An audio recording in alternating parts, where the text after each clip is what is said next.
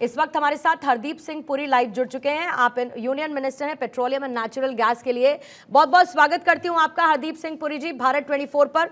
और सबसे पहले आपको बधाई देते हुए, क्योंकि तीसरी बार सरकार बनाने के साथ मोदी 3.0 का बजट आप लोगों की तरफ से पेश कर दिया गया है, जिसको आप विजन ऑफ 2047 और इसके साथ ही इंक्लूसिव बजट के तौर पर देख रहे हैं। लेकिन सबसे पहले मैं आपसे समझना चाहती हूं कि आखिर मोदी 3.0 का बजट सबके लिए लाभकारी कैसे है। देखिए, इसका आप पहले कॉन्टेक्स्ट सेटिंग कीजिए। 10 साल में मोदी जी ने जब से दायित्व संभाला, ये 11वां बजट है। ये माननीय वित्त मंत्री जी का 7वां बजट है। उन्होंने फरवरी में एक इंटरिम बजट पेश किया था और ये जो बजट है ये फिस्कल कंसोलिडेशन पे एम्फेसिस देता है। ये हर एक वर्ग, जो हमारे जो कास्ट है मेन, युवाओं के लिए, महिलाओं के लिए, गरीबों के लिए और अन्नदाताओं के लिए, सबके लिए बहुत बढ़िया तरीके के प्रोविजनिंग है। मैं आपको कुछ इसके उदाहरण दे दूं। रूरल डेवलपमेंट के लिए 2.66 लाख करोड़ का प्रोविजनिंग है। आप इसका विमेन लेड डेवलपमेंट का देखिए, उसमें 3 लाख करोड़ का प्रोविजनिंग है। युवाओं के लिए 4 करोड़ से अधिक नौकरियों दिलवाने का, 1 करोड़ इंटर्नशिप दिलवाना, 5,000 रुपए हर एक इंटर्न को स्टाइपेंड महीने का दिलवाने का, उसकी फंडिंग पार्टली CSR से करवाने का, मुद्रा योजना को 10 लाख का जो लिमिट था उसको 20 लाख करने। जौन सा भी एरिया देखिए, ये बहुत बढ़िया तरीके से हुआ है। मिडिल क्लास को प्रधानमंत्री आवास योजना का लाभ, पहले 4 करोड़ आवास थे ग्रामीण और शहरी क्षेत्र मिला के, उसको 7 करोड़ किया। और आप एक और चीज देखिए, अगर हम कैपिटल एक्सपेंडिचर करते हैं, केपेक्स जो 30% बढ़ा, इस समय 11 लाख करोड़ है, तो इसमें मिडिल क्लास को भी फायदा होता है। अर्बन ट्रांसपोर्ट में अगर मेट्रो सिस्टम बनता है, उसमें मिडिल क्लास को फायदा होता है। अगर आप देखिए टैक्स स्लैब्स में जो रिस्पाइट मिली है, पहले जो था 3 से 6 लाख वाला 5%, उसको 3 से 7 लाख कर दिया। पहले 6 से 9 वाला था, उसको 7 से 10 लाख कर दिया। तो हर एक एरिया में रिलीफ देने की कोशिश की गई। हाँ, आपका ये केस हो सकता है रिलीफ और देनी चाहिए थी, पर आप ये भी देखिए कैपिटल गेन्स लॉन्ग टर्म 20% से लेके उसको 12% तक ले आए। तो ये ओवरऑल फील गुड है, फिस्कल कंसोलिडेशन का बजट है। और मैं समझता हूं हमारी जो यात्रा है लंबा सफर होगा, यहां से लेके विकसित भारत तक 2047 तक, पर उसका एक बड़ा पहला और फर्म स्टेप है जो मोदी जी के तीसरी टर्म की शुरुआत में हमने लिया है। जी, लेकिन ऐसी बहुत सारी मांग और ऐसी बहुत सारी बात हरदीप सिंह पुरी सर आपके मंत्रालय को लेकर हो रही थी। जाहिर है कि विपक्ष उसको लेकर, पेट्रोल और डीजल के दामों को लेकर लगातार सरकार को घेरता रहा है। आज के बजट में आपके मंत्रालय से जुड़े हुए ऐसे कौन से बड़े ऐलान हुए हैं जिससे आम जनता को राहत मिलेगी? देखिए, ऐसा है कि जहां तक मेरे मंत्रालय का और पेट्रोल और डीजल का दाम तय करने का चक्कर है, वो हमारी मंत्रालय नहीं करती और विपक्ष ऐसी कोई डिमांड भी नहीं कर रही। ये पेट्रोल और डीजल का दाम जो है वो इंटरनेशनल प्राइस पे होता है, क्योंकि ये डीरेगुलेटेड सेक्टर है। और अगर अंतरराष्ट्रीय दाम बहुत ऊंचा होगा तो इंपोर्ट प्राइस हाई होगी। पर खुशी की बात यह है कि भारत सिर्फ एक देश है विश्व भर में जिसने पिछले 2-3 साल में दाम कम हुए हैं। कम इसलिए हुए हैं क्योंकि माननीय प्रधानमंत्री जी ने नवंबर 2021 में और मई 2022 में सेंट्रल एक्साइज ड्यूटी जो लगती है वो कम की है, और बीजेपी स्टेट्स ने कम किया। इसलिए हमारे यहाँ तो कम हुए हैं, पर अगर ये विपक्षी दल ऐसी बातें करे तो कांग्रेस के नेताओं को पूछा, भाई कर्नाटक में आपने क्यों 3 रुपए और 6 रुपए दाम बढ़ाया? आप तो दूध का दाम बढ़ा रहे हैं, आप ट्रांसपोर्ट बढ़ा रहे हैं। तो इनको they don't have a leg to stand on. ये जो बातें कर रहे हैं इसका कोई सीरियसनेस नहीं है। महंगाई भी कम बीजेपी की सरकारों ने की है, इन्फ्लेशन भी माननीय प्रधानमंत्री जी ने कंट्रोल की है, पेट्रोल और डीजल का दाम तो उन्होंने किया, और जहां पे भी कांग्रेस की सरकारें रही हैं वो उल्टा काम किया उन्होंने। और 10 साल में जो काम हुआ, इन्होंने क्या किया था? जब 2004 और 14 में इनकी सरकार थी, दाम को कंट्रोल करने के लिए इन्होंने पता क्या किया? इन्होंने ऑयल बॉन्ड्स फ्लोट कर दिए। 1,50,000 करोड़ के ऑयल बॉन्ड्स फ्लोट किए, उसके हमें 3,40,000 करोड़ लौटाना पड़ रहा है। तो ये तो फिस्कली इरेस्पॉन्सिबल लोग हैं। और अभी जो फिस्कल कंसोलिडेशन का जो बजट है हमारा, और जो फील गुड सब जगह इसकी प्रशंसा हो रही है, उसको देख के थोड़ी सी ये तकलीफ हो रही है, मैं उनको यही कहूंगा आपके माध्यम से लेकिन कि एक बजट बात बार पढ़ और लें। जिसको लेकर अगर सवाल समझ किया में जा कुछ रहा है कोशिश हरदीप में सिंह पुरी मुश्किल होता है, साहब हमसे कि पूछना है, मदद अगर करेंगे। आपने लोक लुभावन वादे नहीं किए, आपने इंक्लूसिव ग्रोथ वाला बजट रखा है, अब लोक लुभावन वादे ना करने के संकेत क्या है? मतलब इसमें भी बिटवीन द लाइन रीड किया जा रहा है, क्योंकि ऐसे कुछ राज्य हैं जहां पर चुनाव होने हैं, वहां के लिए आपने बहुत ज्यादा ऐलान नहीं किया, लेकिन अब जैसे बिहार हो गया या आंध्र प्रदेश हो गया, वहां के लिए आपने पूरा पिटारा खोलकर रख दिया। तो ये भी कहा जा रहा है कि कोलिशन धर्म है, उसको निभाना है, और इसीलिए, और दूसरी तरफ डबल इंजन सरकार का एक मैसेज भी देना है। तो इसमें से ज्यादा पलड़ा किस चीज का भारी है?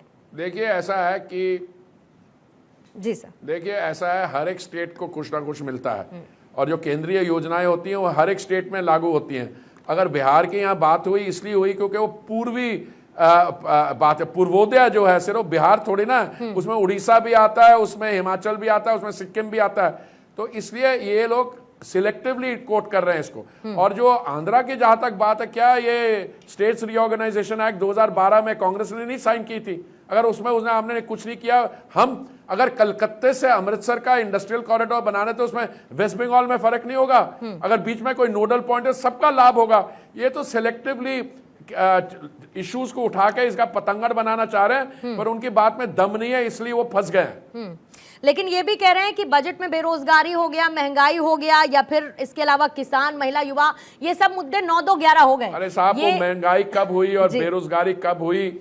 इनसे देखिए, ये देखिए, एक ये इलेक्शन के दौरान और अभी थोड़ी बेहुदा बातें कर रहे थे कि हम सत्ता में आएंगे, कास्ट सेंसस करा लेंगे, हम पता कर लेंगे धन संपत्ति क्या है, उसको खटाखट फटाफट बांट देंगे।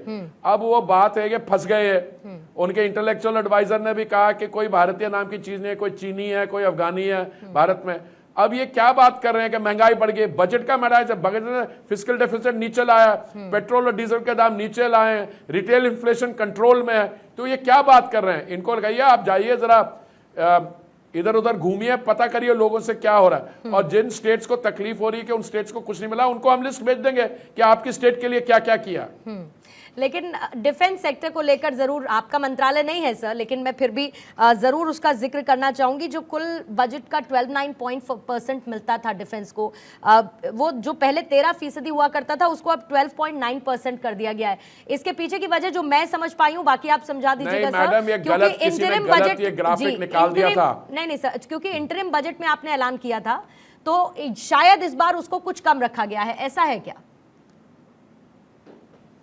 मैडम वो जो भी ग्रांट थी उससे 12.9% डिफेंस बजट बढ़ा है। वो किसी ने गलत कर दिया था और एक दो अखबार वालों ने आपने पिकअप कर दिया, वो करेक्ट हो गया। डिफेंस बजट 12.9% बढ़ा है ओवरऑल, जो भी बेस था। नंबर 2, जो बॉर्डर रोड्स का बजट है वो 30% बढ़ा है। तो आप ये चीजें भी देखिए। दो चीजें सर, और एक तो टूरिज्म और दूसरा इंफ्रा को लेकर दिल खोलकर सौगातें पिटारे में दी गई हैं। जाहिर है कि जब हम रोड्स और हाईवेज बनाने की और उसके जाल बिछाने की बात करते हैं, तो हम एक डेवलप्ड कंट्री के तौर पर आने वाले वक्त में एक इस चीज के साथ और मजबूती के साथ खड़े हो सकते हैं। इंफ्रा को लेकर और इस मिनिस्ट्री को लेकर कितनी बड़ी प्लानिंग है और किस तरीके से एक सड़कों का जाल बिछाने की तैयारी सरकार की? देखिए, इंफ्रास्ट्रक्चर बनाने के लिए कोई कमी नहीं छोड़ी जा रही। अगर आप कैपिटल एक्सपेंडिचर 30% हर साल बढ़ाते हैं और आपका कैपिटल एक्सपेंडिचर 11 लाख करोड़ से अधिक हो गया है, तो इसमें इंफ्रास्ट्रक्चर बनेगा। उसके साथ हाईवेज बनेंगी, एयरपोर्ट्स बनेंगे, सबकी फंडिंग अलग अलग जगह से आएगी। अगर जो हमने फॉर इंस्टेंस 2 एयरपोर्ट किए थे प्राइवेटाइज, मुंबई और दिल्ली, उसमें से जो 28,000 करोड़ लगा था, उससे हमने एयरपोर्ट अथॉरिटी के बाकी एयरपोर्ट्स करे। तो फंडिंग गवर्नमेंट बजट से सिर्फ आने की जरूरत नहीं होती है, ये तो गवर्नमेंट प्रोविजनिंग कर रही है, प्राइवेट सेक्टर भी कैपिटल एक्सपेंडिचर करेगा। और विकसित देश बनाने के लिए, क्योंकि हमारा डेवलपमेंटल लैग, हम 190 साल हम कॉलोनियल हुकूमत के नीचे रहे, इसलिए हमें उसका डेफिसिट पूरा करना है। पर जिस गति के साथ अभी वो डेफिसिट पूरा हो रहा है, वो है महत्वपूर्ण चीज। और मुझे पूरा विश्वास है कि टूरिज्म जो है वो भी बेनिफिट करेगा। इसका पेंडेमिक के बाद डोमेस्टिक टूरिज्म बहुत बड़ा है, सिविल एविएशन बहुत बड़ा है, और इस समय आने वाले समय में domestic tourism will also be a driver of growth in a big time. आप अगर आपको कनेक्टिविटी होगी, हमारा होटल्स बनेंगे, हमारा रोड साइड एमिनिटीज बनेगी, तो surface transport, railway, civil aviation, सब ये इंफ्रास्ट्रक्चर डेवलपमेंट के थ्रू टूरिज्म बढ़वाएंगे। एक अंतिम सवाल सर लूंगी आपसे, क्योंकि अर्थव्यवस्था को बूस्ट करने की तैयारी सरकार कर रही है इस बजट के साथ। अर्थव्यवस्था को बूस्ट करने के लिए 5 मेजर स्टेप इस बजट के मुझे आप मेंशन कर दीजिए, और दूसरा वो इन्वेस्टमेंट को कितना ज्यादा बढ़ाएंगे। आत्मनिर्भर भारत, विकसित भारत का सपना, उसके जरिए हम कैसे पूरा होता हुआ देखेंगे?